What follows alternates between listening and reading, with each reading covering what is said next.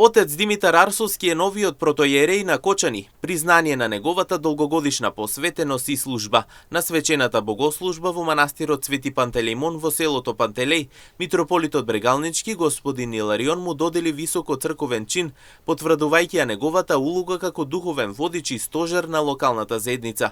Чинот протоиерей е едно од највисоките унапредувања за свештеник, што се доделува по долга и значајна служба на црквата како знак на признание на неговата духовна пожртвуваност и успешна пастирска работа.